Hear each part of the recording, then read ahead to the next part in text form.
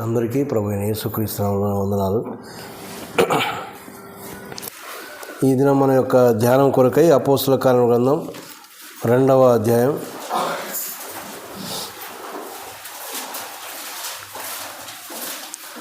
అపోస్తల కార్యముల గ్రంథం 2వ అధ్యాయం 36వ వచనం నుంచి 42వ వచనం వరకు చదువుకుందాం.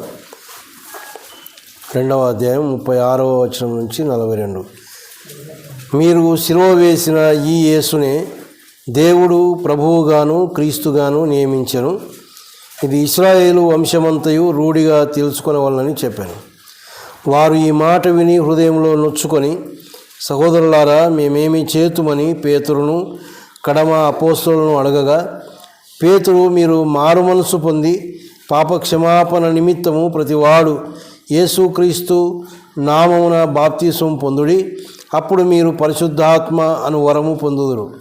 ఈ వాగ్దానము మీకును మీ పిల్లలకును దూరస్తులందరికీ, అనగా ప్రభువైన మన దేవుడు తన యొద్దకు పిలిచిన వారికి అందరికీ చెందునని వారితో చెప్పాను. ఇంకను అనేక విధములైన మాటలతో సాక్ష్యమిచ్చి, మీరు మూర్ఖులకు ఈ తరం వారికి వేరై రక్షణ పొందుడని వారిని హెచ్చరించాను. కాబట్టి అతని వాక్యం అంగీకరించిన వారు బాప్తిస్మం పొందిరి. ఆ దినమందు ఇంచుమించు 3,000 మంది చేర్చబడిరి. వీరు అపోస్తలుల బోధ యందును సహవాసమందును రొట్టె విరుచుట యందును ప్రార్థన చేయుట యందును ఎడతెగక ఉండిరి. చిన్న మాట ప్రార్థన చేసుకుందాం. కృపా కనికరములు కలిగినటువంటి మా పరలోకపు తండ్రి, గొప్ప దేవ, మీ ఘనమైన శ్రేష్టమైన నామానికి స్తోత్రాలు చెల్లిస్తూ ఉన్నాం. ప్రభువా, ఇంతవరకు ఆరాధనలో మీరు ఉండి నడిపించారు. కొన్ని ప్రకటనలు చేసుకున్నాం, వాటిని మీరు జ్ఞాపకం చేసుకోండి. అనారోగ్యంగా ఉన్న బిడ్డలను మీరు కనికరించమని ప్రార్థన చేస్తూ ఉన్నాం. ఇదిగో ప్రభువా, మరి మీ గ్రంథంలో నుంచి కొన్ని వచనాలు మేము చదువుకొని మీ వైపు చూస్తూ ఉన్నాం. ప్రభువా, మీ సహాయం లేకుండా మేమేమి చేయలేం. మా జ్ఞానం చాలదు. నిలబడిన నేను నిష్ప్రయోజకులను కనుక మరుగు చేయండి. మీ ఆత్మచేత నింపి నాయన మీరే మాతో మాట్లాడమని, వచ్చినటువంటి మేము మీ మాటల ద్వారా క్షేమం పొందుకొని వెళ్ళడానికి మీ కృప దయచేయమని మా ప్రభువును మా రక్షకుడైన యేసుక్రీస్తు పేరట ప్రార్థించి వేడుకుంటున్నాం తండ్రి, ఆమేన్. మనం చదువుకున్నటువంటి భాగం వాక్యం చాలామంది ఎరిగినటువంటి మాటలే. ఒక వచనాన్ని చాలాసార్లు మనం జ్ఞాపకం చేసుకుంటూ ఉంటాం. 42వ వచనాన్ని చాలాసార్లు మనం జ్ఞాపకం చేసుకుంటాం. ఈ యొక్క సందర్భాన్ని మనం ఆలోచన చేస్తే, యేసుక్రీస్తు ఈ లోకంలో శరీరధారిగా ఉన్నప్పుడు ఆయన మనందరి పాపముల నిమిత్తమై శిలువలో మరణించి సమాధి చేయబడి తిరగా 3వ దినమున మృత్యుంజయుడై లేచి 40 దినాలు చాలామందికి ప్రత్యక్షపరుచుకొని ఆరోహణుడై వెళ్ళిపోయిన తర్వాత ఆయన వెళ్ళే ముందు ఒక మాట చెప్పాడు. మరి మీరు యెరూషలేము నుంచి వెళ్ళక, చూడండి ఆ మాట 1వ అధ్యాయంలో ఉంటుంది. 4వ వచనంలో ఆయన వారిని కలుసుకొని ఇలాగూ ఆజ్ఞాపించను, మీరు యెరూషలేము నుండి వెళ్ళక నా వలన వినిన తండ్రి యొక్క వాగ్దానము కొరకు కనిపెట్టుడి అని. యోహాను నీళ్లతో బాప్తిసం ఇచ్చను, కానీ కొద్ది దినంలో మీరు పరిశుద్ధాత్మలో బాప్తిసం పొందెదరని. పరిశుద్ధాత్ముని కొరకు ఎదురు చూడాలి అన్నటువంటి సంగతిని మనం చూస్తూ ఉన్నాం. మీరు యెరూషలేము నుంచి వెళ్ళక తండ్రి యొక్క వాగ్దానం కొరకు కనిపెట్టండి అని చెప్పాడు. అప్పటికి యేసు ప్రభు యొక్క శిష్యులు ఎంతమంది ఉన్నారు అంటే, శిష్యులు అంటే 12 మంది మాత్రమే కాదు, ఆయన వెంబడించేవారు దాదాపుగా 120 మంది మాత్రమే ఉన్నారు. ఆ 120 మంది కూడా యేసు ప్రభు వారు ఆరోహణుడై వెళ్ళిపోయిన తర్వాత ఒక మేడ గదిలోనికి వెళ్ళి వారు ప్రార్థన చేస్తున్నట్టుగా తర్వాతి వచ్చిన భాగాల్లో మనం చూస్తాం. వారు ఎలాగ ప్రార్థన చేస్తూ ఉన్నారంటే, 14వ వచనంలో ఆ సంగతి ఉంది. 1వ అధ్యాయం 14వ వచనంలో, వీరందరూ వీరితో కూడా కొందరు స్త్రీలను యేసు తల్లి అయిన మరియయు ఆయన సహోదరులను ఏక మనసుతో ఎడతెగక ప్రార్థన చేయుచుండిరి. ఏక మనసు, ఒకే మనసు కలిగి ఉన్నారు. వివిధమైనటువంటి మనస్సు కాదు, ఒక్కొక్కరిది ఒక విధమైన మనసు కాదు, అందరూ ఒకే మనస్సు కలిగి. ఏంటి ఆ మనస్సు అంటే, యేసు ప్రభు చెప్పిన మాటలు ఉన్నాయి. మీరు యెరూషలేము నుంచి వెళ్ళక ఇదిగో మరి పరిశుద్ధ దేవుని యొక్క తండ్రి యొక్క వాగ్దానం పరిశుద్ధాత్మని కొరకు మీరు కనిపెట్టండి. అది మనసులో పెట్టుకొని ఆ మనస్సు కలిగి వారు మరి ఎడతెగక ప్రార్థన చేస్తూ ఉన్నట్టుగా మనం చూస్తూ ఉన్నాం. ఆ కింద ఉంది, ఆ కాలం ఉంది ఇంచుమించు 120 మంది సహోదరులు కూడి ఉండగా, అంటే 120 మంది మాత్రమే అప్పుడు ఉన్నారు యేసు ప్రభువును వెంబడించేటటువంటి వారు. మరి యేసు ప్రభు చెప్పినట్టుగా పెంతెకోస్తు దినమున అనగా 50వ దినాన పరిశుద్ధాత్ముడు దిగి వచ్చాడు. ఆ పరిశుద్ధాత్మ చేత నింపబడినటువంటి వారుగా మనం చూస్తాం. అప్పుడు పేతురు చేసినటువంటి ఒక ప్రసంగం మనం ఎరిగి ఉన్నాం. ఆయన కూడా పరిశుద్ధాత్మ చేత నింపబడినటువంటి వాడై ఒక గొప్ప ప్రసంగాన్ని ఆయన చేసినట్టుగా మనం చూస్తూ ఉన్నాం. అది అయితే మనం చదువుకున్న ఈ 36వ వచనం నుంచి ఏంటంటే ఆయన ప్రసంగం యొక్క ముగింపు మాటలు. చాలా సంగతులు చెప్పాడు ఆయన. మన మిగతా వచనాలన్నీ చదువుకుంటూ వెళ్తే అర్థమవుతుంది. చివరిగా ఆయన చెప్తున్నటువంటి ముగింపు మాటల్లో ఏంటంటే మీరు సిలువ వేసిన ఈ యేసు అని చెప్తా ఉన్నాడు. అంటే అంతకాలంగా వారు ఏమనుకుంటా ఉన్నారు యూదులు అంటే, ఇదిగో రాను వారు ఆయనను సిలువకేశారు, లేదంటే పిలాతు ఆయన సిలువకు అప్పగించాడు. ఇలాగా వారు ఒక్కొక్కరు ఒక్కొక్క విధమైన ఆలోచనలు కలిగి ఉన్నారేమో, అందుకే వారు కాదు సిలువ వేసింది, మీరే సిలువకేశారు అని. అంటే మీ యొక్క పాపములను బట్టి, మీ యొక్క అతిక్రమ క్రియలను బట్టి ఆయన సిలువకు వేయబడ్డాడు, ఆయన సిలువ వేయబడ్డాడు, మీరే సిలువ వేశారు, మిమ్మల్ని బట్టే ఆయన సిలువలో మరణించాడు అన్న సంగతిని ఆయన ఒకానించి చెప్పినప్పుడు వారు మనసులో నొచ్చుకున్నారు అనే మాట 37వ వచనంలో మనం చూస్తూ ఉన్నాం. మరి ఒక మాట నేను చెప్పి తర్వాత నా అంశంలోనికి వెళ్ళిపోతాను. నేను మీరు సిలువ వేసిన ఈ యేసు అని ఆనాడు చెప్పినాడు. మరి మనం కూడా ఆయన సిలువకి వేసాం అనే మాట బాగానే ఉంది, కానీ వేసినామంటే ఎప్పుడో జరిగిపోయినటువంటి సంగతి. కానీ ఈ రోజుకు మనం సిలువ వేస్తున్నామేమో ఆలోచన చేయాలి. అప్పుడేదో మనం తెలియక అవిశ్వాసం వల్ల చేసితిమి అన్నట్టు తెలియనప్పుడు చేసిన సంగతి వేరే, కానీ ఇంత తెలిసిన తర్వాత ఇంత ప్రభువుని నమ్ముకొని సంఘానికి వస్తూ బలలో పాల్పంపులు పొందుతూ ఇంకా ఒకవేళ సిలువ వేస్తూ ఉన్నామేమో అనేది ఆలోచించేయాలి. ఇది చాలా భయంకరమైనటువంటి పరిస్థితి. మన అనుదిన జీవితంలో కూడా సిలువ వేస్తూ ఉన్నామేమో, ఒక్కసారి కాదు. అన్నాడు ఒక్కసారి అర్పించబడ్డాడని బైబిల్లో చదువుతాం మనం, కానీ మనము దినము సిలువ వేస్తూ ఉన్నామేమో, నిమిషానికి ఒకసారి సిలువ వేస్తూ ఉన్నామేమో. మన యొక్క క్రియలను బట్టి ఆలోచన చేసుకుందాం. అది ఎంత భయంకరమైనటువంటి పరిస్థితి. సరే, మంచిది. ఇందులో మనం చదువుకున్నటువంటి భాగంలో నుంచి నేను మీకు జ్ఞాపకం చేయాలనుకున్న సంగతి ఏంటంటే, విశ్వాసికి ఉండవలసినటువంటి అనుభవాలు. విశ్వాసులం కదా, ప్రభువుని నమ్మిన వారం అని చెప్పుకుంటున్నటువంటి మనలో ఉండవలసినటువంటి అనుభవాలు ఒక్కొక్కటిగా మనం ఆలోచన చేస్తే, మొదట 37-38 వచనాల్లో ఏమన్నదంటే, వారు ఈ మాట విని హృదయంలో నొచ్చుకొని, సహోదరులారా మేమేమి చేతుమని పేతురును కడమ అపోస్తులను అడగగా, పేతురు మీరు మారు మనసు పొంది పాపక్షమాపణ నిమిత్తము ప్రతి వాడు యేసుక్రీస్తు నామమున బాప్తిస్మము పొందుడి, అప్పుడు మీరు పరిశుద్ధాత్మను వరము పొందుదురు అన్నాడు. మొట్టమొదటిది మారు మనసు పొందినటువంటి అనుభవం. ఎలాగా? వారు ఈ మాట విని హృదయంలో నొచ్చుకొని అని మనం చూస్తాం. రక్షించబడినటువంటి ఒక అనుభవం, మారు మనసు పొందిన అనుభవం. విశ్వాసికి మొదట ఉండవలసిన అనుభవం ఇదే. మనం ఎప్పుడు రక్షించబడ్డాం, ఏ విధంగా రక్షించబడ్డాం, ఏ విధంగా మారు మనసు పొందినాం, ఏ మాట మాట్లాడుతూ ఉంటే మన హృదయంలో నొచ్చుకొని అని కింద ఏమనుందంటే పొడవబడి అని ఉంది. అంటే వాక్యము చేత పొడవబడి మనం రక్షించబడినటువంటి అనుభవం మనకుందా? అన్నారు వారు నొచ్చుకున్నారు. ఎందుకు? ఇదిగో మీరు సిలువ వేసిన ఈ యేసు అన్నప్పుడు, అయ్యో మా నిమిత్తమైన సిలువ వేయబడ్డా, మేము చేసిన పాపం బట్టి ఆయన సిలువ వేయబడ్డా అని వారికి మనసులో బాధ అయింది. ఆ మాట వారికి పొడవబడింది, మనసులో నొచ్చుకున్నారు. వారు నొచ్చుకొని ఏం చేస్తూ ఉన్నారు? మారు మనసు పొందినట్టుగా మనం చూస్తూ ఉన్నాం. అంటే మారు మనసు పొందడం అంటే మార్పు చెందడం, మనసు మార్చుకోవడం. యేసు ప్రభు దగ్గరికి వస్తే మన మతం మారదు, మన కులం మారదు, ఏం మారదు, మన రంగులు కూడా మారవు. ఎట్టున్నవారం అట్టే ఉంటాం. మారవలసింది మన హృదయం మారాలి. మనం మార్పు చెందాలి, మన జీవితాలు మారాలి. ఆనాడు జరిగింది అదే. వారు మారు మనసు పొందినట్టుగా మనం చూస్తూ ఉన్నాం. ప్రియమైన వాళ్ళారా, ఈ యొక్క మార్పు ఎలాగ జరుగుతూ ఉంది అంటే, ఇందాకే మనం చెప్పుకున్నాం జరిగినటువంటి సందర్భం ఏంటి. యేసు ప్రభువు వారు వెళ్ళిపోయిన తర్వాత పరిశుద్ధాత్ముడు దిగి వచ్చాడు. అంటే పరిశుద్ధాత్ముని యొక్క కార్యం అది. అపోస్తలుల కార్యములు అని ఉంది, కానీ అనుభవం కలిగిన వారు చెప్పేది అంటే పరిశుద్ధాత్ముని కార్యముల గ్రంథం అని. పరిశుద్ధాత్ముడు చేసే కార్యాలు ఉన్నాయి.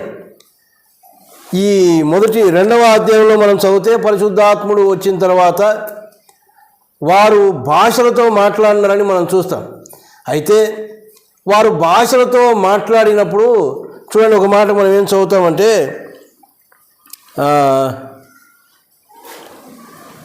5వ వచనం, ఆ కాలమున 2వ అధ్యాయం 5వ వచనం, ఆ కాలమున ఆకాశం క్రింద నుండి ప్రతి జనములో నుండి వచ్చిన భక్తి గల యూదులు యెరూషలేములో కాపురం ఉండిరి.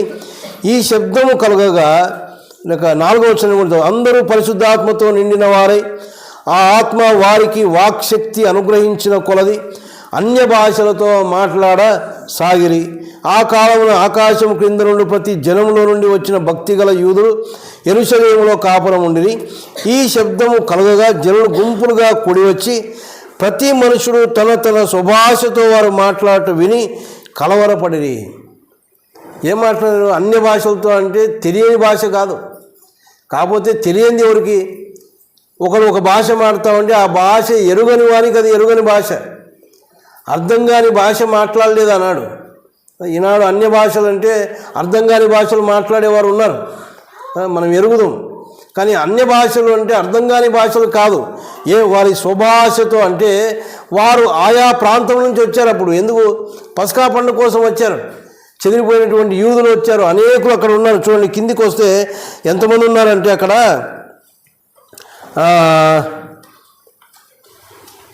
7వ వచనం చదువుతారు. అంతటా అందరూ విభ్రాంతి నుండి ఆశ్చర్యపడి, ఇదిగో మాట్లాడుచున్న వీరందరూ గలిలయులు కారా?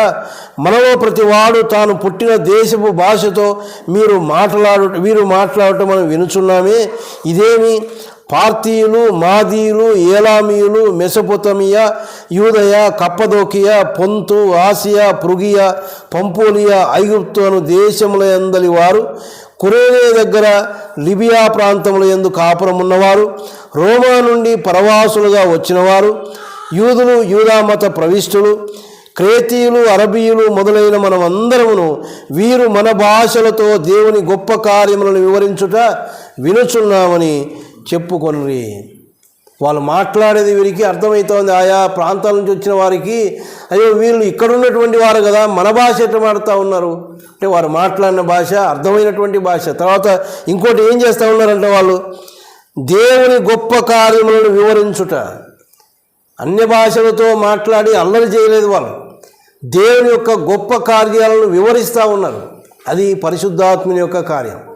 అంతేకాదు, ఈ పరిశుద్ధాత్మని యొక్క కార్యంలో మరొక భాగం ఏంటంటే చూడండి, యోహాను సువార్త 16వ అధ్యాయంలో యేసు ప్రభువు శరీరధారిగా ఉన్నప్పుడే, ఆయన ఇంకా ఆరోహణని వెళ్ళకముందే ఆయన చెప్పినటువంటి మాట మనం చూస్తాం. 16వ అధ్యాయం 7-8 వచనాలు. అయితే నేను మీతో సత్యము చెప్పుచున్నాను, నేను వెళ్ళిపోవటం వలన మీకు ప్రయోజనకరము. నేను వెళ్ళని యెడల ఆదరణకర్త మీ యొద్దకు రాడు. నేను వెళ్ళిన యెడల ఆయనను మీ యొద్దకు పంపుదును. ఆయన వచ్చి పాపమును గూర్చి, నీతిని గూర్చి, తీర్పును గూర్చి లోకమును ఒప్పుకొన. పరిశుద్ధాత్ముడు వచ్చినప్పుడు ఏం చేస్తాడో చెప్తా ఉన్నాడు. పరిశుద్ధాత్ముడు అది ఇది కాదు కదా, త్రిత్వంలో ఒకడైనటువంటి వాడు పరిశుద్ధాత్ముడు. తండ్రి, కుమార, పరిశుద్ధాత్ముడు. కాబట్టి పరిశుద్ధాత్ముని గురించి ఆత్మ వచ్చింది పోయింది కాదు, పరిశుద్ధాత్ముడు వచ్చినాడు. ఆయన కూడా త్రిత్వంలో ఒకడైనటువంటి వాడు. అందుకే ఇక్కడ అన్నాడు ఆయన వచ్చినప్పుడు అని. ఆయన వచ్చి పాపమును గూర్చి, నీతిని గూర్చి, తీర్పుని గూర్చి మిమ్మల్ని ఒప్పింపజేస్తాడు. పరిశుద్ధాత్ముని కార్యాలవి. పరిశుద్ధాత్ముడు మన పాపాలను ఒప్పింపజేస్తాడు. పేతురు ప్రసంగం చేస్తూ ఉంటే పరిశుద్ధాత్మతో నింపబడి ఆ పరిశుద్ధాత్ముడే వీరిలో కార్యం జరిగించాడు. విన్నవారు హృదయాలు నొచ్చుకున్నాయి. అయ్యో, మా పాపం నిమిత్తమైన శిలువలో మరణించాడా అని వారు నొచ్చుకొని మారు మనసు పొందినట్టుగా మనం చూస్తూ ఉన్నాం. కాబట్టి మనలో ఈ కార్యం జరిగిందా? విశ్వాసి అని మనం చెప్పుకుంటూ ఉన్నాం, విశ్వాసులం అని చెప్పుకుంటా ఉన్నాం. మొట్టమొదట మనకు ఉండవలసిన అనుభవం రక్షణ అనుభవం, మారు మనసు పొందిన అనుభవం. ఎప్పుడు మార్పు చెందాం మనం? మన జీవితాలు మార్పు చెందాయా? ఆయన మనసు మార్చుకునే ఎందుకని మన పాపాలు ఒప్పుకున్నామా? మన పాపమును గూర్చి, నీతిని గూర్చి, తీర్పును గూర్చి ఒప్పింపజేశాడు ఆయన. ప్రియమైన వాళ్ళారా, మొదటి అనుభవం ఇదే. మారు మనసు లేకుండా మనం విశ్వాసం కాదు. మొట్టమొదటి మనం మార్పు చెందాలి. రక్షణ అనుభవం మనకు అవసరమైంది. తర్వాత అపోస్తల కార్యాలలో 3వ అధ్యాయం 20వ వచనంలో ఒక మాట ఏమనుందంటే, మీ కొరకు నియమించిన క్రీస్తు యేసును ఆయన పంపునట్లు మీ పాపములు తుడిచివేయబడు నిమిత్తమును మారు మనసు నుండి తిరుగుడి. ఎందుకు మారు మనసు? మీ పాపములు తుడిచివేయబడు నిమిత్తం. మనము మారు మనసు అంటే దేవుని దగ్గరికి వచ్చి పశ్చాత్తాపడి మన మనసు మార్చుకున్నప్పుడు మన పాపములు ఆయన తుడిచివేస్తూ ఉన్నాడు. ఇది జరగవలసినటువంటి మొదటి కార్యం. మన పాపములు తుడిచివేయబడ్డాయా? మన పాపములు క్షమించాడా ఆయన? విశ్వాసం అని చెప్పుకుంటా ఉన్నాం కదా, రక్షించబడినామని చెప్పుకుంటా ఉన్నాం. రక్షణలో మనకి అనుభవం ఉందా? నా పాపములు క్షమించబడ్డాయా? మనం ఆయన పిల్లలమయ్యామా? ప్రియమైన వాళ్ళారా, మొట్టమొదటి అనుభవం అదే. విశ్వాసం అని చెప్పుకున్నటువంటి మొట్టమొదటి మనం రక్షణ అనుభవం కలిగి ఉండాలి. పాప క్షమాపణ, మారు మనస్సు అనేది మనం కలిగి ఉండాలి అని దేవుడు మనకు జ్ఞాపకం చేస్తూ ఉన్నాడు. తర్వాత చూడండి, తీతుకు రాసిన పత్రికలో మరొక మాట మనం చూస్తాం.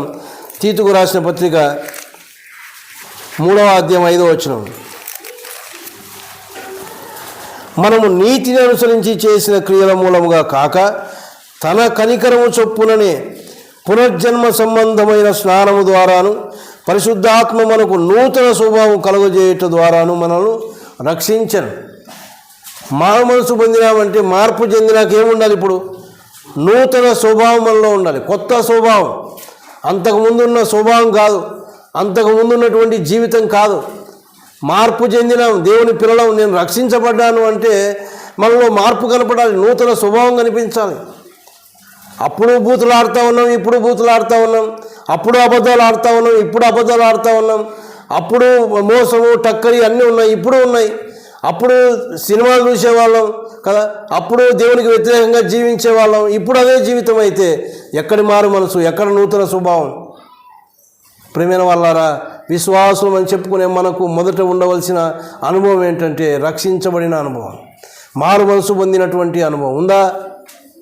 మార్పు చెందామా? మనం పేరుకు చెప్పుకుంటా ఉన్నాం, మార్పు చెందినాను, రక్షించబడినాను, దేవుని బిడ్డను అని చెప్పుకుంటా ఉన్నామా? లేక నిజంగానే మనలో మార్పు వచ్చిందా? కొంతమందికి తెలుసు మార్పు చెందినామో లేదో, వాళ్ళకే అర్థమవుతుంది కదా. నేను ఇంతకుముందు ఇలా ఉండేవాడినన్నా, నేను చాలా మార్పు చెందినాను.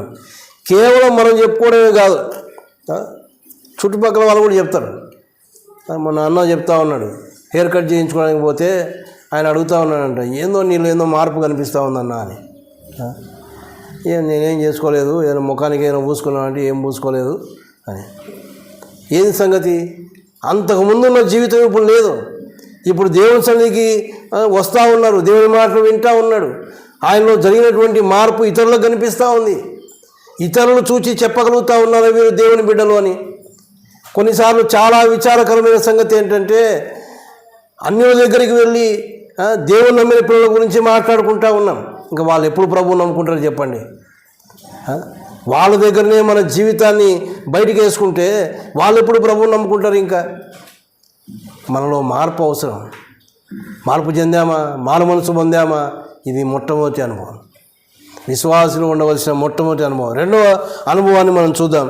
అపోస్తల కార్యాల గ్రంథం 2వ అధ్యాయం 38వ వచనంలో మనం చదువుకున్నాం కదా. ఏమని చదువుకున్నాం? 38వ వచనం, మీరు మారు మనసు పొంది పాప క్షమాపణ నిమిత్తము ప్రతి వాడు యేసుక్రీస్తు నామమున బాప్తిస్మము పొందుడి. అంటే బాప్తిస్మం కూడా పొంది ఉండాలి. విశ్వాసి అన్న తర్వాత మొదటిది మారు మనసు, రెండవది బాప్తిస్మం. మరి ఎందుకు బాప్తిస్మం? మారు మనస్సు అనేది నీ వ్యక్తిగతం, నువ్వు మార్పు చెందావా లేదా అనేది నీకు తెలుసు. కానీ సంఘానికి తెలియాలి, సమాజానికి తెలియాలి అంటే బాప్తిస్మం ద్వారా సాక్ష్యం ఇవ్వాలి. సంఘానికి అర్థం కావాలి, సమాజానికి అర్థం కావాలి నువ్వు మారు మనసు పొందావని. నీ మనసు మారింది అనేది అర్థం కావాలి. లోపల జరిగినటువంటి మార్పును బయటికి తెలియజేయడమే బాప్తీసం. చాలాసార్లు చెప్తూ ఉంటాను నేను. బాప్తీసం వచ్చిన ప్రతిసారి నేను చెప్పే ఒక మాట ఏంటంటే, ఒక చచ్చినవాడు ఉన్నాడు, చనిపోయిన వాడిని మోసుకొని పోతూ ఉంటారు. మోసుకొని పోతూ ఉంటే అందరూ చెప్తారు, ఇదిగో పలాని వాడు చనిపోయిండు, ఏది తీసుకుపోతాడని చనిపోయినాడు. నా పేరే చెప్పుకుంటా ఉన్నా ప్రతిసారి, ఎందుకంటే వేరే పేర్లు చెప్తే బాధపడతానని. నా శవాన్ని మోసుకుపోతా ఉంటే ఏందన్నా అంటే బ్లెస్సింగ్ ట్రైన్లో చనిపోయిండు. అవునా, బ్లెస్సింగ్ ట్రైన్లో చనిపోయిండు, తీసుకుపోయిండు, భూస్థాపన చేసినారు. మసలు రోజు బ్లెస్సింగ్ ట్రైన్లో రోడ్డు మీద కనిపిస్తే దయ్యమే వచ్చాడని పరిగెత్తారు కదా. చచ్చిపోయిన వాడిని బాప్తీసం అంటే సమాధి చేయాలా. నువ్వు లోకం కోసం చనిపోయావా, పాత జీవితానికి చనిపోయినావా, దానికి సాక్ష్యంగా మనం ఏం చేయాలి? బాప్తీసం ఇవ్వాలి. నీళ్ళలో ముంచడం ద్వారా సమాధి చేయబడతా ఉన్నాం. తిరిగా లేచింది దేనికోసం? మళ్ళీ లేపుతా ఉన్నాం. ఎందుకు? నేను ఇక మీద క్రీస్తు కొరకు నేను జీవిస్తాను. ఇది ఒక సాక్ష్యం, సమాజానికి సాక్ష్యం. నువ్వు నమ్మినానని చెప్పుకుంటే సరిపోదు కదా, సమాజానికి తెలియాలి కదా. కొంతమంది రక్షణ అనుభవం ఎక్కడో వ్యక్తిగతంగా వారు ఏదో కూర్చున్నప్పుడు దేవుని యొక్క మాటలు వారికి వినబడో, లేక ఏదో టీవీలో చూసి ఎక్కడో చోట, లేక మనసాక్షి దోషారోపణ చేసినప్పుడు పశ్చాత్తాపడి ఉంటారు. అది మరి సంఘానికి తెలియాలి, సమాజానికి తెలియాలి. ఇది దేవుని యొక్క వాక్యక్రమం. నేను రక్షించబడినాను అంటే సరిపోదు. రక్షించబడిన మనం బాప్తీసం తీసుకోవాలి. అది దేవుని యొక్క వాక్యము అని మనం చూస్తూ ఉన్నాం. అంతేకాదు, యేసు ప్రభువు వారు మరి చనిపోయి లేచిన తర్వాత కూడా ఆయన ఆరోహణమై వెళ్ళిపోయే ముందు కూడా ఆయన ఏం చెప్పాడు? మీరు లోకంలోనికి వెళ్ళి అందరినీ శిష్యులుగా చేయనటువంటి మత్తయి సువార్త 28వ అధ్యాయం. మత్తయి సువార్త 28వ అధ్యాయం 19వ వచనం. కాబట్టి మీరు వెళ్ళి సమస్త జనులను శిష్యులుగా చేయుడి, తండ్రి యొక్కయు కుమారుని యొక్కయు పరిశుద్ధాత్మ యొక్కయు నామములోనికి వారికి బాప్తీసం ఇచ్చుచు. ఇది యేసు ప్రభువు వారు ఇచ్చినటువంటి ఒక ఆజ్ఞ. తండ్రి కుమార పరిశుద్ధాత్మ నామములలో అనలేదు కదా. నామములో అంటే ఒకటే నామం. తండ్రి కుమార పరిశుద్ధాత్మ నామములో బాప్తీసం ఇవ్వాలి, బాప్తీసం తీసుకోవాలి. రక్షించబడిన వ్యక్తి బాప్తీసం తీసుకోవాలి. పాత మనిషి సమాధి చేయబడాలి, కొత్త జీవితం ఆరంభించాలి. ఇది రెండవ అనుభవం, ప్రతి ఒక్క విశ్వాసులో ఉండవలసినటువంటి రెండవ అనుభవం. తద్వారా వాళ్ళు ఏం చేస్తూ ఉన్నారు? సంఘంలో చేర్చబడుతూ ఉన్నారు. సంఘంలో చేర్చబడడం అంటే రక్షించబడినప్పుడు సార్వత్రిక సంఘం ఉంది. అంటే అనేక ప్రపంచమంతటా ఇలా కూడుకునేవారు ఉన్నారు, దేవుని పిల్లలు, ఆయన విశ్వాసం ఉంచిన వారు. అందులో చేర్చబడుతూ ఉన్నాం. ఆ సార్వత్రిక సంఘమే యేసు ప్రభువు వారు మధ్యాకాశానికి వచ్చినప్పుడు ఎత్తబడే సంఘం, అందులో చేర్చబడుతూ ఉన్నాం. కానీ స్థానిక సంఘంలో మనము చేర్చబడాలంటే వారితో ఒక సహవాసం కలిగి వారితో కూడా మనం ఆరాధించగలగాలి అంటే బాప్తీసం తీసుకోవాలి. బాప్తీసం తీసుకున్న తర్వాతనే రొట్టె రసంలో పాల పంపులు ఉంటాయి, ఆరాధనలో పాల పంపులు ఉంటాయి. కాబట్టి ఇది వాక్యక్రమం. ఇందులో ఖచ్చితంగా రెండవ అనుభవం ఏంటంటే మనం బాప్తీసం పొంది ఉండాలని దేవుడు మనకు జ్ఞాపకం చేస్తూ ఉన్నాడు. కొరింథీయులకు రాసిన మొదటి పత్రిక 12వ అధ్యాయంలో 12వ అధ్యాయం 13వ వచనంలో ఒక మాట ఉంది. ఎలాగనగా యూదులమైనను గ్రీసు దేశస్థులమైనను దాసులమైనను స్వతంత్రులమైనను మనమందరము ఒక్క శరీరంలోనికి ఒక్క ఆత్మ యందే బాప్తీసం పొందితిమి, మనందరం ఒక్క ఆత్మను పానము చేసిన వారము అయితిమి.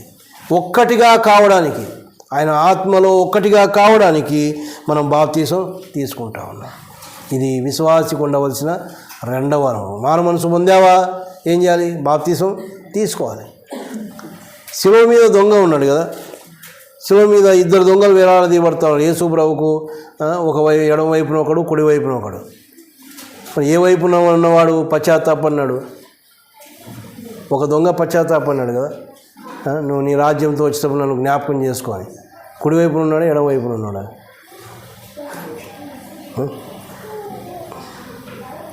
ఏ వైపున ఉన్నాడు తెలుసు ఎవరికన్నా?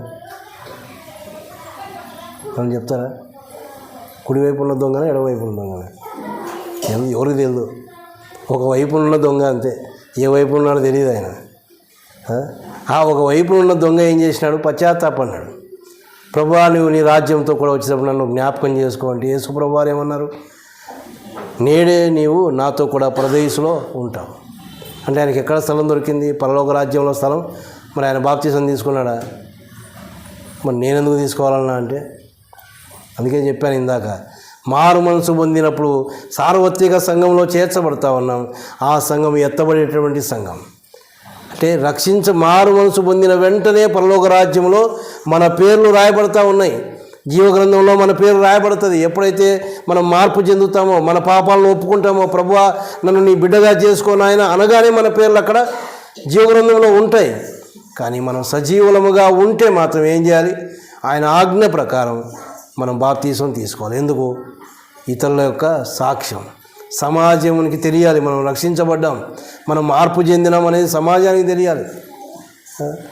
అసలు సమాజానికి తెలుసా ఈరోజు మనం దేవుని పిల్లలమని? మన జీవితాల ద్వారా చెప్పగలరా? బాప్తీసం తీసుకున్నాం మంచిదే, బయట ఎప్పుడన్నా అడిగితే పొలాని వాళ్ళు అంటే అవునా నాకు తెలుసులేనా అంటే ఎట్లుంటుంది? మందిరానికి వస్తారన్న వాళ్ళు మాకు తెలియదులేనా అంటే మన జీవితాల్లో మార్పు ఉండాలి. ప్రేమైన వాళ్ళారా, విశ్వాసికి ఉండవలసినటువంటి అనుభవం మొదట మారు మనసు పొందాలి. రెండవది ఏం చేయాలి? బాప్తీసం తీసుకోవాలి. మూడవ సంగతి చూద్దాం. అపోస్తల గ్రంథం 2వ అధ్యాయం. అపోస్తల గ్రంథం 2వ అధ్యాయం 40వ వచనం. ఇంకను అనేక విధములైన మాటలతో సాక్ష్యమిచ్చి మీరు మూర్ఖులకు ఈ తరం వారికి వేరై రక్షణ పొందునని వారిని హెచ్చరించెను. పేతురు ప్రసంగం చేసినాడు పరిశుద్ధాత్మ చేత నింపబడి.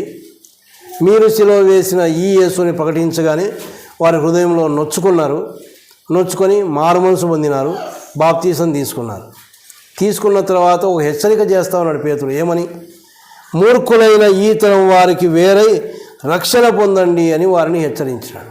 అంటే ఏం చేయాలి? ఇప్పుడు మారు మనసు పొంది బాప్తీసం తీసుకున్నవాడు వేరుగా ఉండాలి. మూర్ఖులకు ఈ తరం అంటే ప్రత్యేకించబడినటువంటి జీవితాన్ని కలిగి ఉండాలి. ఒక విశ్వాసి మార్పు చెంది రక్షించబడి బాప్తీసం తీసుకున్నాక ఒక ప్రత్యేకమైనటువంటి జీవితాన్ని కలిగి ఉండాలి. లోకంలో ఉన్నవారికి మనకు తేడా లేకుండా జీవిస్తే ఏం ప్రయోజనం లేదు. అందుకే ఆయన హెచ్చరిక చేస్తాడు, మీరు మూర్ఖులకు ఈ తరం వారికి వేరే రక్షణ పొందండి. ఇంతవరకు మీరు ఎవరితో సహవాసం చేశారో వారికి దూరంగా ఉండండి. ఎందుకు? వారు నమ్మిన పిల్లలు కాదు. కొరింథీయులకు రాస్తూ పౌలు అదే రాస్తాడు చూడండి. కొరింథీయులకు రాసిన 2వ పత్రిక 6వ అధ్యాయం 14వ వచనం నుంచి మనం చదివితే, మీరు అవిశ్వాసులతో జోడుగా ఉండకుడి, నీతికి దుర్నీతితో ఏమి సాంగత్యము, వెలుగునకు చీకటితో ఏమి పొత్తు, క్రీస్తునకు బెలియాలతో ఏమి సంబంధము, అవిశ్వాసితో విశ్వాసికి పాలెక్కడిది, దేవుని ఆలయమునకు విగ్రహములతో ఏమి పొందిక, మనం జీవము గల దేవుని ఆలయమై ఉన్నాము అని చూస్తాము. అని కిందికి వస్తే ఒక మాట ఏమని ఉంటుందంటే, నేను వారిలో నివసించి సంచరించును, నేను వారి దేవుడినైందును, వారు నా ప్రజలైందురు, కావున మీరు వారి మధ్య నుండి బయలువెడలి ప్రత్యేకంగా ఉండండి. ప్రత్యేకమైనటువంటి జీవితం మనకు అవసరం. మీరు అవిశ్వాసులతో జోడుగా ఉండొద్దు అన్నాడు. అవిశ్వాసులు అంటే దేవుని యందు విశ్వాసం ఉంచినటువంటి వారు. వారితో జోడుగా అంటే కలిసి ఉండొద్దు అని, వారితో మాట్లాడొద్దు అని కాదు. లోకంలో ఉన్న వారందరితో మనం మాట్లాడాల్సిందే, వారితో కొంచెం వరకు సహవాసం మనకు ఉండాల్సిందే, ఎంతవరకు అంతవరకే. వారితో పూర్తిగా కలిసిపోయి మనం ఉండకూడదు. ఎందుకు? కలిసిపోతే అట్టే కలిసిపోతాం అంతే, ఇంకా లోకంలోనికే వెళ్ళిపోతాం మనం. ద్వితీయోపదేశకాండంలో ఒక మాట ఏమని ఉంటుందంటే, ద్వితీయోపదేశకాండం 22వ అధ్యాయం, ద్వితీయోపదేశకాండం 22వ అధ్యాయం 10వ వచనాన్ని చదువు. ఎద్దును గాడిదను జత చేసి భూమిని దున్నకూడదని. ఏమి దున్నితే ఏమవుతుందన్న నాకు తెలియదు, పొలం ఉన్నది చెప్పాలి. ఎప్పుడన్నా ఎద్దును గాడిదను జత చేసి దున్నింది ఎప్పుడన్నా చూసిందా? ఏం దున్నితే ఏమవుతుందక్క? ఎద్దు స్వభావం వేరే, గాడిద స్వభావం వేరే. ఎద్దు అందుకే సేవకునికి సాదృశ్యం. ఎద్దు తలదించుకొని యజమాని చెప్పినట్టు నడుచుకొని దున్నుతుంది. గాడిద ఎదురు తిరుగుతుంది. గాడిద స్వభావం వేరే. ఎప్పుడే కానీ ఎద్దుకు గాడిదకేమి దున్నడానికి పంపరు. కాబట్టి విశ్వాసికి ఏం పొందికలేదు. అంటే విశ్వాసి ఒక ఎద్దు స్వభావం కలిగిన వాడు, తలదించుకొని దేవుని సేవలో ముందుకు వెళ్ళేవాడు విశ్వాసి. అవిశ్వాసి గాడిద లాంటి స్వభావం. వాడు ఎట ఎదురు తిరుగుతాడో తెలియదు, వాడు ఎప్పుడు గాండిస్తాడో తెలియదు, ఎట బరిగెత్తాడో తెలియదు, ఎప్పుడు కాలు ఎత్తుతాడో కూడా తెలియదు. వాడు కాలు ఎత్తితే ఇంకా చాలా కష్టం, ఏడబోయి పడతాం కూడా తెలియదు. కాబట్టి జాగ్రత్తగా ఉండాలి. విశ్వాసికి అవిశ్వాసితో ఏమాత్రం సంబంధం లేదు. జోడుగా ఉండొద్దు అన్నాడు. వారితో సహవాసం మనకు అవసరం లేదు. లోకంలో ఉన్నాం ఎంతవరకు అంతవరకే. కాబట్టి మీరు అవిశ్వాసులతో జోడుగా ఉండొద్దు అన్నాడు. అవిశ్వాసితో విశ్వాసికి వెలుగులకు చీకటికి ఏమి సంబంధం అన్నాడు. మనం ఇప్పుడు ఎవరు వెలుగు బిడ్డలం, వెలుగు సంబంధులు మనం. చీకటితో మనకేం పని? ఇంకా ఒకప్పుడు చీకటిలో ఉన్నవారమే. అదే పేతుడు అన్నాడు, చీకటిలో నుండి ఆశ్చర్యకరమైన తన వెలుగులోనికి మనల్ని పిలుచుకున్నాడు ఆయన. ఒకప్పుడు ఆ చీకటిలో ఉన్నవారమే, మళ్ళీ వారితో సహవాసం చేస్తే ఆ చీకటిలోనికే వెళ్ళిపోతాం మనం. ఇంకేం ప్రయోజనం ఆయన నమ్ముకొని?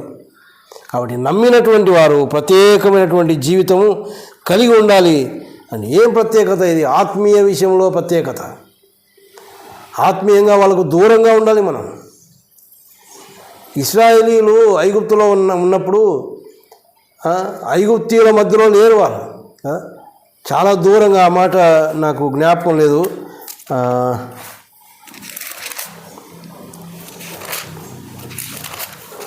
ఫరో ఉన్నటువంటి ఐగుప్తులో వాళ్ళు లేరు కదా, వారు ప్రత్యేకంగా ఉన్నటువంటి వారు. మేము గరుల కాపరులం, మేము సాంగత్యం చేయలేము, మీ యొక్క పద్ధతులు వేరే, మా పద్ధతులు వేరే అని వారితో సహవాసం చేసిన వారు కాదు. ప్రత్యేకంగా దూరంగా ఉన్నటువంటి వారు. ఈనాడు మన పరిస్థితి అదే. మనం దేవుని పిల్లలం, మన పద్ధతులు మన యొక్క ఇవి వేరే కదా. దేవుని యొక్క పద్ధతుల్లో మనం వెళ్తూ ఉన్నాం. మనం లోకంతో అడ్జస్ట్ కాలేము, రాజీ పడలేము. అది దేవుడు ఎంత మాత్రం ఒప్పుకునేవాడు కాదు.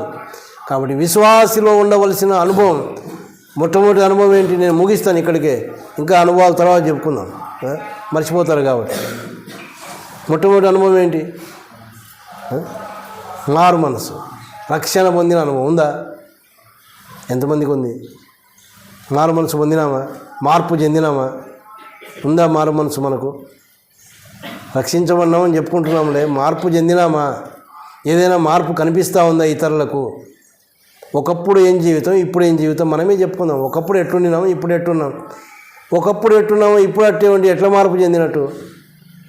రెండవ అనుభవం ఏంటి? మార్పు చెందిన వాడు ఏం చేయాలా? బాప్తీసం తీసుకోవాలా? తీసుకున్నామా? తీసుకుంటే మంచిదే, దేవునికి స్తోత్రం. మరి దేనికి చచ్చిపోవాలి? ఇప్పుడు లోకానికి చచ్చిపోవాలా? సమాధి చేయబడాలా? సమాధి చేసేటప్పుడు చూస్తారు కదా, ఎంతమంది చూసినా సమాధి చేసేటప్పుడు ఎంతలో తీస్తారు అక్క గుండె? ఈడ పడ్డంలో అని 3 అడుగులు తీసింటారు, ఒప్పుకోరే, ఎట్లా ఇంకా లోపల తీయాలంట. సరే లోపల దించుతారు, పెట్టి దించినాక మన్ను వేస్తారు. ఎంతవరకు వేస్తారు? ఫుల్గా కనపడదా? కనపడతట్టు ఎవరైనా సమాధి చేసినారా? ఎవరు చేయరట. ఒక చేయి బయటికి పెడితే ఊకుంటారా? లోపల దూడ్చు, ఏం కనపడడానికిలే, పూర్తిగా సమాధి చేయబడాలా. కొంచెం బయటకు ఉంటానా నేను అంటే ఒప్పుకోరు. మనం కూడా లోకానికి పూర్తిగా సమాధి చేయబడాలి. అప్పుడప్పుడు కొంచెం బయటకు ఎత్తుతామంటే ఎట్టయితుంది? చచ్చిపోయినట్టే ఉండాలి మరి. కానీ మనం ఏం చేస్తాం? అప్పుడప్పుడు లేస్తుంటాం కదా. మనం అప్పుడప్పుడు లేచి కొంచెం చెయ్యి కాలు చూపించి మళ్ళీ లోపలికి పోతూ ఉంటాం. మళ్ళీ బుద్ధి పుట్టినప్పుడు సమాధి చేయబడతాం, మళ్ళీ లేస్తూ ఉంటాం. ఇది మన అనుభవం. కానీ వాస్తవానికి సమాధి చేయబడినటువంటి అనుభవం, లోకానికి మనం చనిపోవాలి. ఇది విశ్వాసంలో ఉండవలసినటువంటి అనుభవం. మూడవ అనుభవం, లోకానికి వేరే ఉండాలి మనం. మూర్ఖులకు ఈతరం వారికి ప్రత్యేకించబడినటువంటి ప్రజలంగా మనం ఉండాలి. మనలో ఒక ప్రత్యేకమైన జీవితం ఉండాలి. అందరిలాంటి జీవితం నువ్వు నేను కలిగి ఉండడం వల్ల ఏ ప్రయోజనం లేదు. ప్రత్యేకించబడినటువంటి ప్రజలంగా మనం ఉండాలి. మనము గొప్ప ప్రసంగం చేయాల్సిన అవసరం లేదు. యేసు ప్రభు దగ్గరికి ఇతరులను నడిపించడానికి మన జీవితాలే చాలు. మనం ఊరికి మౌనంగా ఉన్నా కూడా కొంతమంది ప్రభువుని నమ్ముకుంటారు. ఎందుకు? మనం మాట్లాడుతూ ఉంటే ఏం బా ఈ అక్క అస్సలు ఇంతకుముందు మా గెలుకుతే చాలు ఓ నడిచేది, ఇప్పుడు ఏం మాట్లాడితే సైలెంట్గా ఉంటుంది, మాట్లాడితే కూడా చాలా మెత్తగా మాడుతుంది అక్క, అని మనలో ఉన్న మార్పును బట్టి వారు ప్రభు దగ్గరికి రావాలి. మంచి ప్రేమ, మంచి అభిమానం, ఇవే. ఇంతకుముందు ఇతరుల గురించి నాకు కనపడితే చాలు ఎవరి గురించో మాట్లాడేది, ఇప్పుడు అవి లేవు. ఎంతసేపు ఉన్న దేవుని గురించి మాట్లాడుతుంది, దేవుని మాటలే మాట్లాడుతుంది. ఇప్పుడు ఎవరి గురించి మాట్లాడడం లేదు. ఇది మార్పు. ఈ మారు మనసు మనకు అవసరం. మనం ఎవరి గురించో మాట్లాడుతామంటే వాళ్ళు ఏమనుకుంటారు, వీళ్ళ జీవితమే ఇంత, వాళ్ళు ఎప్పుడు ప్రభువు నమ్ముకోవాలంగా. కాబట్టి మనం ఏం ప్రసంగాలు చేయాల్సిన అవసరం లేదు. మన జీవితాలే ప్రత్యేకించబడిన జీవితాలుగా ఉండాలి. ఇంకా చాలా అనుభవాలు ఉన్నాయి, వాటి గురించి అంతా చెప్తే మళ్ళీ మర్చిపోతారు. నువ్వు ఒకటేసారి 6-7 అంశాలు చెప్తే వాళ్ళు ఎప్పుడు గుర్తుపెట్టుకోవాలని కాబట్టి కుదించుకోవాలనుకున్నాను. నేను కూడా ఒక 3తోనే ముగిస్తాను. నేను మిగతాయి మళ్ళీ చెప్పుకుందాం. కాబట్టి మీరు చదివిన దాంట్లోనే ఇంకొన్ని కనిపిస్తాయి. ఇంకా కొన్ని అనుభవాలు ఏదైతే ఉండాలో అవి అక్కడే ఉన్నాయి. మీరు కూడా ధ్యానం చేస్తే మీకు అర్థమవుతుంది ఇంకా ఏమేమి ఉండాలో. కాబట్టి మొట్టమొదటిది మారు మనసు, రెండవది బాప్తీసం, ఆ తర్వాత మూడవది ప్రత్యేకించబడినటువంటి జీవితం. మార్పు చెందకపోతే మార్పు చెందుదాం. ఎందుకు? మనసులో కార్యం జరగాలి. మనసులో నొచ్చుకున్నారు. మీరు సిలువ వేసిన ఈ యేసు. ఎవరు సిలువకి వేసింది? మీరే. వేయలేదా సిలువకు? సిలువకి వేసి నెమ్మది కూర్చోన్నాం. ఆయన సిలువలో వేలాడదీయబడతా ఉన్నాడు మన పాపాల నిమిత్తం. మనం నెమ్మదిగా చూసుకుంటూ ఉన్నాం కదా. మన పాపాల కొరకు మనం చేతులతో చేసిన పాపాలకు ఆయన చేతిలో మేకులు కొడతా ఉంటే చూస్తూ ఉన్నాం. తలకు మేకు కొడతా ఉంటే చూస్తూ ఉన్నాం. ఆయన మీద ఉమ్మి వేస్తూ ఉంటే అవన్నీ ఎక్కడ ఉండాలా? మన మీద ఉండాల్సింది. మనకు మారుగా ఆయన నిలబడ్డాడు. నిజంగా ఉదయం ఆరాధన సమయంలో కూడా నేను ఆలోచన చేస్తూ ఉంటే అనిపించింది, మన పాపాలను బట్టి, మనం చేసిన క్రియలను బట్టి ఆయన ఉమ్మి వేయించుకున్నాడంటే, వాస్తవానికి ఉమ్మి వేయడానికి రావాలి. మన మీదకి వస్తే ఆయన ఏమన్నాడు? వద్దు, ఆ ఉమ్మి నా మీద వేయండి. ఆయన నిలబడ్డాడు. పక్కకు పంపించి ఆయన నిలబడ్డాడు. అది నా మీద వేయండి. కొడతా ఉంటే వద్దు, నన్ను కొట్టండి, నన్ను శిక్షించండి. మనకు మారుగా నిలబడ్డాడు. ఎంత ప్రేమ! వాస్తవానికి చేసింది పాపం నువ్వు నేనే. మన పాపాలకు మనం శిక్షించబడాలి. కానీ శిక్షించబడినా ప్రయోజనం ఉండదు కనుక ఏ పాపం ఎరగని ఆ ప్రభు అయినటువంటి యేసుక్రీస్తు మన స్థానంలో నిలబడి శిక్షనంతా భరించి నీకు నాకు విడుదల ఇచ్చాడు. ఆయన నిత్య పరలోక రాజ్యాన్ని మనకిచ్చాడు. ఎంత సూక్ష్మంలోనే. ప్రభువా నేను పాపిని అనగానే ఇంకా మనం చేసిన పాపాలు ఏది లెక్కకు తీసుకోలేదు ఆయన. ఇంకేది బయటికి తీసుకురాలేదు ఆయన. అన్నీ తుడిచివేశాడు. ఆయన వీపు వెనక వేసుకున్నాడంటే మళ్ళీ ఎప్పుడు జ్ఞాపకం చేసుకునేవాడు కాదు ఆయన. మనం జ్ఞాపకం చేసుకుంటామేమో, ఆయన జ్ఞాపకం చేసుకోడు. అంతగా మనం క్షమించి తన పిల్లలుగా ఆయన ఈ దినానికి కూడా ఆయన మన వైపు చూస్తూ ఉన్నాడు. ఆశతో మనం ఆయన వైపు తిరిగితే చాలు, ఆయన దగ్గరకు వచ్చి పాపాలు ఒప్పుకుంటే చాలు, మనం ఆయన పిల్లలమవుతాం. ఈ దినానికి అవకాశమైన ఇదే రక్షణ దినం, ఇదే అనుకూలమైన సమయం. ఈరోజే మంది, నిన్న మంది కాదు.